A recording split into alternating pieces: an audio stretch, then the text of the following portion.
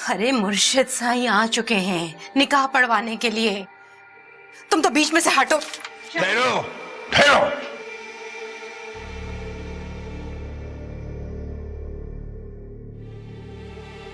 उस लड़की की मर्जी नहीं है,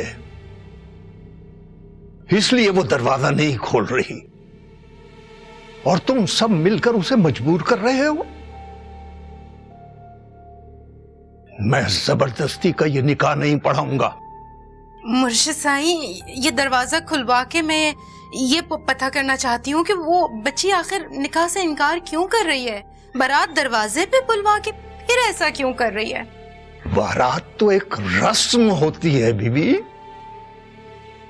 इनकार शरीयत। खुदा और उसके रसूल ने इजाजत दी है उसे कि निकाह से पहले वो किसी भी वक्त इनकार कर सकती है। मुर्शिद साईं, अभी 4 घंटे पहले तक तो बच्ची बिल्कुल राजी थी। हमारा लाया हुआ जोड़ा इतने शौक से लेकर पार्लर गई है। उससे पहले मेरी उसकी बात भी हुई है, इतनी खुश थी। अब ऐसा क्या हो गया है इस 4 घंटों में कि वो बच्ची निकाह से इनकार कर रही है? यही अलमिये हैं, यही अलमिये हैं। हम अपनी हजारों लाखों मजबूरियां लाद देते हैं अपनी बच्चियों पर।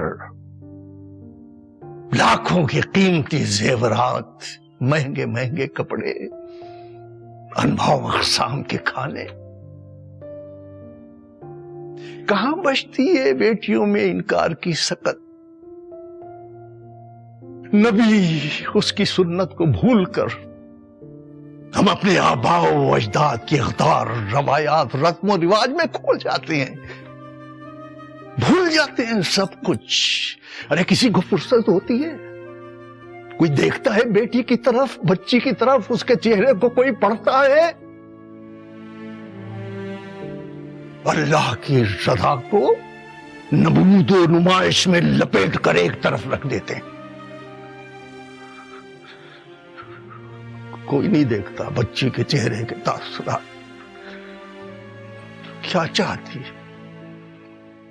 चेहरे को नहीं, चेहरे पर उसके भारी भरकम मेकअप को देखा जाता है, ब्यूटी पार्लर का पता पूछा जाता है।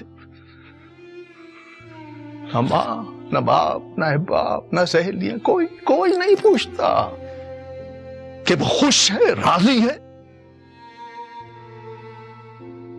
अपने आप में मगन चले आते हैं, फिर अपने आप में मगन लौट जाते हैं। बच्ची के गले में निकाह के नाम पर तौक डालकर हर कोई अपने अपने घर को चला जाता है और समझता है कि लो हो गया, वाह वाह वाह, फर्ज पूरा हो गया। कोई नहीं पूछता बच्ची से, कोई नहीं देखता उसकी तरफ, और वो बेचारी सारी उम्र उस जबरदस्ती के ताल्लुक को, जबरदस्ती के निकाह को, उसको बोझ को अपने कंधे पर डाले फिरती रहती है। अरे न बाप को परवाह होती है, न शौहर को परवाह होती है, न उस काजी को। कैसे हो तुम लोग? कैसे ये रस्म और रिवाज कहां खड़ा कर दिया है तुमने बेटियों को? मत मारो उनको। मैं माफी चाहता हूं बीवी।